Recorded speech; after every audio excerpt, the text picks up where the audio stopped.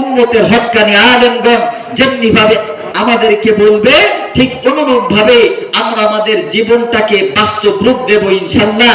অনেক সময় উম্মতের হক্কানি আলেমগণ যেমনি ভাবে বলবে, ঠিক অনুরূপ ভাবে যাইতে গেলে অনেক সময় হামলা হবে, মামলা হবে, জেল হবে, জরিমানা হবে, ইত্যাদি ইত্যাদি আসবে।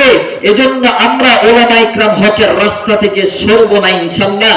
আমার বন্ধুগণ, নাস্তিক মুরতাদ যারা ছিল, এদের দুইটা উদ্দেশ্য ছিল। দুইটা উদ্দেশ্যের মধ্যে এক নাম্বার উদ্দেশ্য হচ্ছে যত দ্বীনি মার্কাজগুলো আছে, মাদ্রাসা মসজিদগুলো আছে, এইগুলো যাতে বন্ধ হয়ে যায়। দুই নাম্বার উদ্দেশ্য ছিল ওই সমস্ত মাথামোটা নাস্তিক মুরতাদ, দেশীয় ভিনদেশীয় নাস্তিক মুরতাদ যারা আছে, এদের আরেকটা উদ্দেশ্য হইল উম্মতের হক্কানি আলেমগণ যারা আছে উনাদের জবানটাকে বন্ধ করা।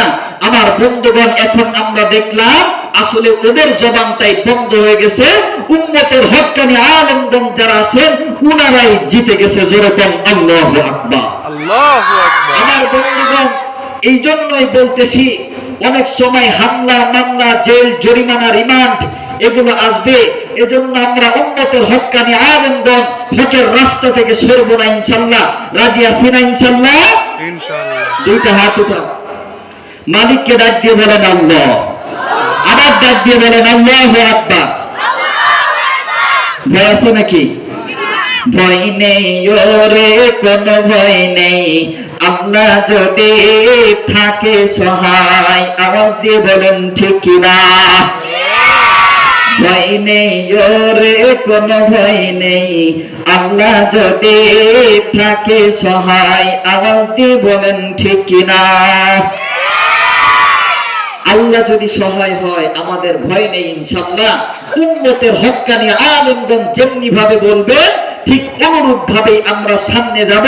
আর সামনে আগাইতে যায় যদি হামলার শিকার হয়, যদি মামলার শিকার হইতে হয়, হাসি মুখে ওই সমস্ত বিপদ মাথা পেতে নেব। যদি ফাঁসির রশিতে ঝুলতে হয়, হাসি মুখে ফাঁসির রশি গলায় নিতে রাজি আছি। এরপরে বাতিলের কাছে মাথা নত করতে রাজি নয়, ঠিক কিনা? আল্লাহ রাব্বুল আলামিন আমাদের সকলকে হকের উপর অবিচল রাখুক। সকলে বলেন আমিন। নাসরুম মিনাল্লাহি ওয়া ফাতহুন করিম। আসসালামু আলাইকুম ওয়া রাহমাতুল্লাহি ওয়া বারাকাতুহু।